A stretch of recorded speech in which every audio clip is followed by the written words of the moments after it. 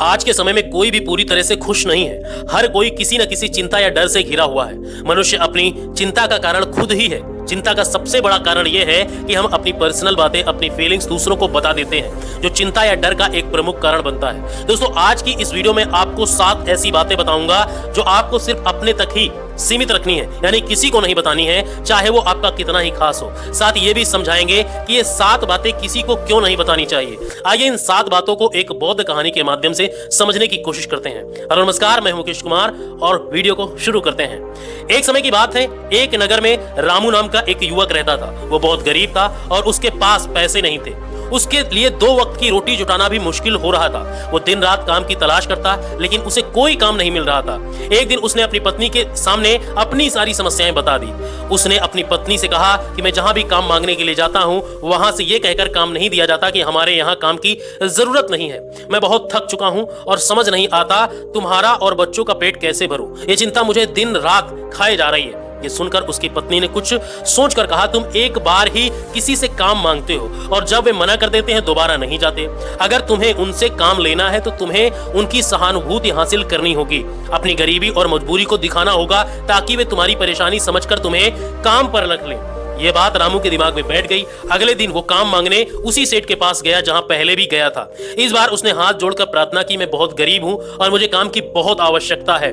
आप जो भी वेतन देंगे मैं संतुष्ट हो जाऊंगा, कृपया मुझे काम पर रख लीजिए। उसकी हालत देखकर सेठ ने उसे काम पर रख लिया। रामू वहां रोज काम करने लगा और अंदर से खुश था कि उसे काम मिल गया, लेकिन उसे बाकी लोगों की तुलना में कम वेतन मिलता था। जब उसने सेठ से इस बारे में बात की तो सेठ ने कहा, देखो भाई, तुम्हें काम की जरूरत थी और मैंने तुम्हें काम दिया, तुम्हें इसका धन्यवाद करना चाहिए, लेकिन तुम मुझसे शिकायत कर रहे हो, ये कैसी एहसान फरामोशी है। ये सुनकर रामू चुप हो गया। उसे समझ में आया कि सेठ ने उसकी मजबूरी देखकर ही उसे काम दिया था और इसलिए वो वेतन भी अपने हिसाब से दे रहा था।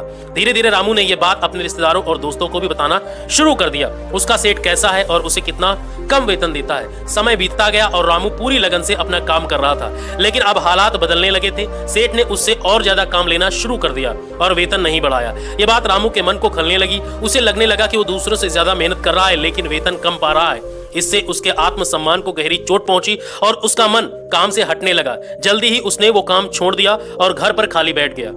जब उसके पास घर चलाने के लिए पैसे नहीं बचे तो उसने अपने दोस्तों और रिश्तेदारों से मदद मांगनी शुरू की, लेकिन उन्होंने उसकी मदद हर हालत में सिर्फ तरस खाकर, कोई दिलासा दिलाया, कोई उसे बताया कि चलो अगले महीने कर देंगे। पीठ पीछे वो उसका मजाक उड़ाते, उसका साथ नहीं देते, उसका सपोर्ट नहीं करते थे। कहते कितना बेवकूफ है। सेठ ने इसे खूब काम करवाया और पैसे भी नहीं दिए। रामू की हालत दिन पर दिन खराब होती जा रही थी। वो दिन रात तनाव में रहने लगा। एक दिन उसे पता चला कि पड़ोस के गांव में एक बौद्ध भिक्षु आए हैं जो बहुत ही ज्ञानी हैं। रामू इतना परेशान था कि वो अनजाने में ही भिक्षु के पास पहुंच गया। वहां पहुंचकर उसने उनके पैरों में गिरकर रोते हुए अपनी सारी समस्याएं बताई। उसने बताया कि कैसे सेठ ने उसका फायदा उठाया और रिश्तेदारों ने कैसे उसको छोड़ा और उसका मजाक उड़ाया। बौद्ध भिक्षु ने उसकी बातें सुनकर कहा, बेटा, ये सारी समस्याएं तुम्हारी मूर्खता के कारण उत्पन्न हुई हैं। अगर तुम्हारे पास समझ होती तो तुम इनमें से एक भी समस्या तुम्हें परेशान नहीं कर सकती थी। तुमने अपनी मूर्खता के कारण खुद ही अपने रास्ते में कांटे बिछा दिए हैं।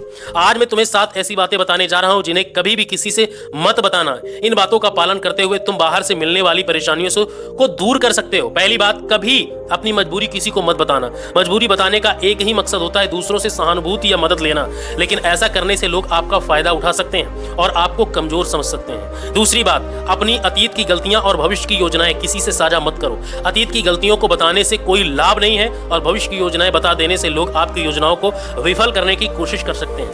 तीसरी बात, अपने घर की बातें और झगड़े दूसरों को मत बताओ। ये बातें अगर बाहर निकल जाएं तो दूसरे लोग आपके परिवार के बीच फूट डालने की कोशिश कर सकते हैं। चौथी बात, अपनी आमदनी के बारे में कभी किसी को मत बताओ। अगर आपकी आमदनी ज्यादा है तो लोग आपसे मदद मांगने आएंगे और जब आप उनकी मदद नहीं करेंगे तो वे आपसे नाराज हो सकते हैं और अगर आमदनी कम है तो वो आपका मजाक उड़ा सकते हैं। पांचवी बात, अपनी ताकत और कमजोरी किसी को मत बताओ।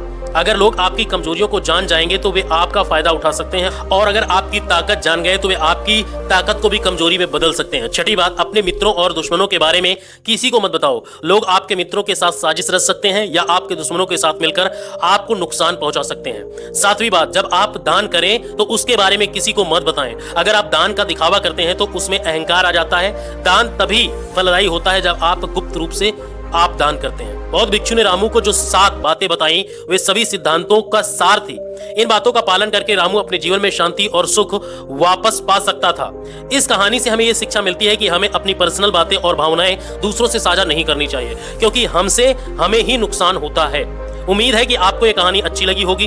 अगर आपने इस कहानी से कुछ सीखा है तो कमेंट में जरूर बताएं, और अगर कुछ और बातें हैं जो आप जानते हैं तो वे भी साझा कर सकते हैं। और ऐसी ही कहानियों के लिए हमारे चैनल को अभी सब्सक्राइब कर लें, और अगर वीडियो पर पहली बार आए हैं तो वीडियो को दूसरों तक जरूर शेयर करें।